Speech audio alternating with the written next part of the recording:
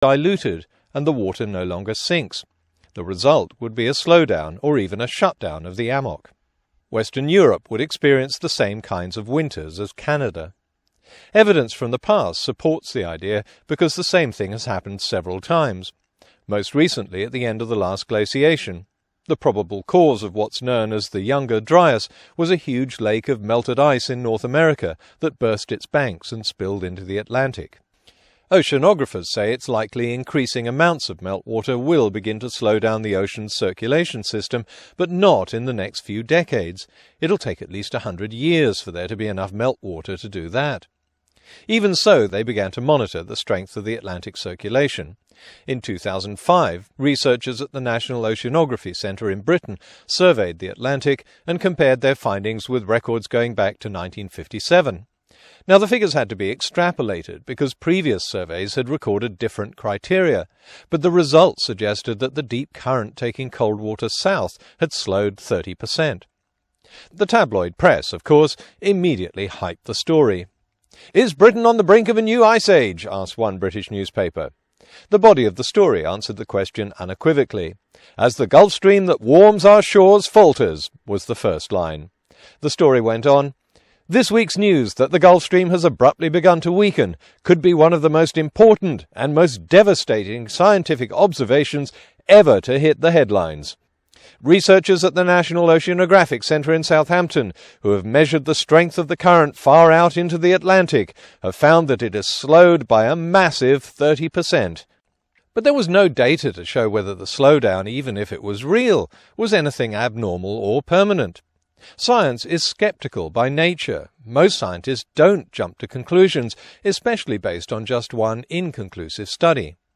RealClimate.org, a blog run by climate scientists, warned that, while continued monitoring of this key climatic area is clearly warranted, the imminent chilling of Europe is a ways off yet. Gavin Schmidt, a climate modeller at the Goddard Institute for Space Studies, and Richard Woods, chief oceanographer at the Hadley Centre in Britain, both said the same thing, that a decline in circulation should have produced a decline in European surface temperatures, but it hadn't.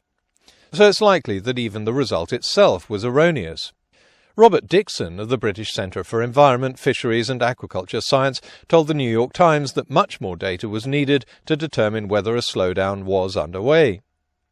Even Harry Bryden, lead author of the study, was cautious about his own results.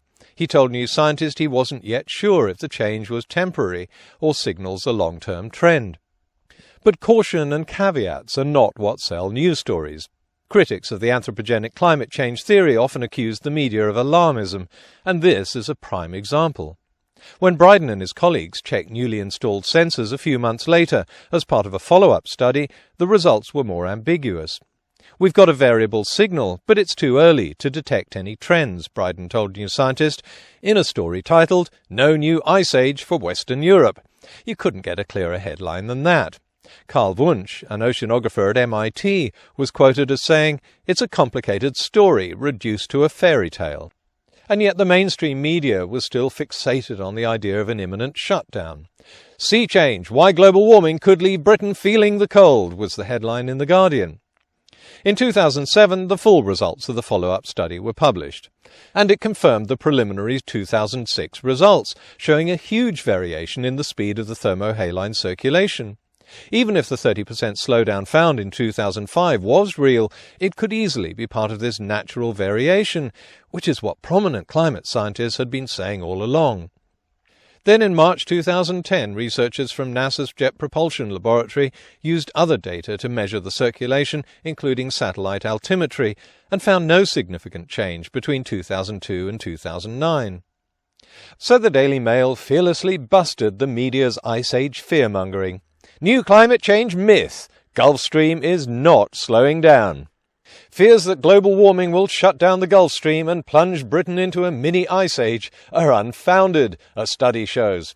Some environmentalists have argued that global warming could shut off the stream, sending temperatures spiralling down across Europe as they rise elsewhere. Hang on, it was the media that was telling us that global warming would shut off the Gulf Stream, and they didn't get that from environmentalists. If the Daily Mail wants to name and shame those who created the myth, it should start with this piece of hysterical nonsense from 2005. OK, who printed it? Why, shock horror, it was the Daily Mail. Obviously, in its outrage that we'd all been hoodwinked by yet another myth, the Mail forgot that it had helped start the myth 5 years earlier with this kind of scaremongering rubbish.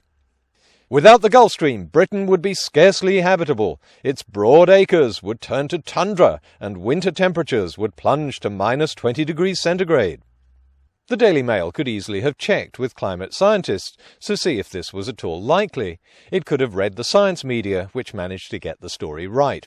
Instead, it drew its own conclusions based on a limited understanding of the scientific method and ramped up the hype. It is hard to imagine the devastating effect such a climatic flip would have on our tightly populated islands and on the world as a whole. Civilization could scarcely survive it. Now, 5 years on, the Daily Mail is railing against a myth of its own making. The idea that a slowdown of the ocean currents would trigger such a rapid change in climate is pure fantasy, explained Dr. Willis. Well, yes, but 4 years earlier, Carl Wunsch had told New Scientist exactly the same thing, except he had called it a fairy tale. Where was the Daily Mail then? I guess reporters were too busy having one last shag in anticipation that civilization was about to end. The Daily Mail wasn't the only one to help create a myth, then turn around 5 years later to disown it, and have the chutzpah to blame someone else. Britain's Daily Telegraph also went overboard on Bryden's 2005 study. The discovery has alarmed scientists because ancient climate records show that northern air temperatures can drop by up to 10 degrees centigrade within decades of the circulation slowing or even stopping.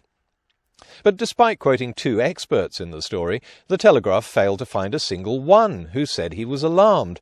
The alarm seemed to be sounded by the Telegraph itself. The changes in the Atlantic currents would cause average temperatures over Britain to fall by up to 6 degrees centigrade in as little as 20 years. No prizes for guessing the Telegraph's stance 5 years on, when it had to report that scientists were not predicting any such thing. Research suggests that fears that Britain could be plunged into an ice age by a waning Gulf Stream are unfounded. The findings call into question theories proposed by some environmentalists that global warming could shut down the stream, causing temperatures to fall dramatically in Europe. But this theory wasn't proposed by some environmentalists. The Telegraph based its story on a study by the Oceanography Centre, which it didn't understand, and then added its own speculation based on a poor understanding of climate science. Broca's theory, actually a hypothesis, has remained unchanged and unchallenged throughout this saga, and it doesn't say we're about to be plunged into another ice age.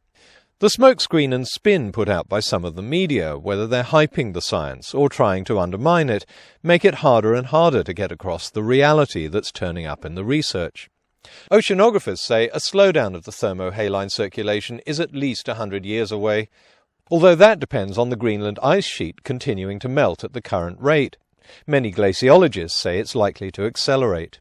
Even if and when it happens, not one of the models predicts what the Daily Mail and the Daily Telegraph call an ice age. You know, Britain scarcely habitable, civilization scarcely surviving it. Oceanographers say the world isn't facing the same situation it did 12,500 years ago, when it was coming out of a glaciation and global temperatures were much cooler. So even if and when a slowdown happens, the Mail's prediction that another ice age would cover Britain in permanently frozen soil is nothing more than tabloid journalists drawing their own conclusions. Does all this sound familiar? The 1970s myth about an imminent ice age was also largely the work of the media, for which scientists are now getting the blame.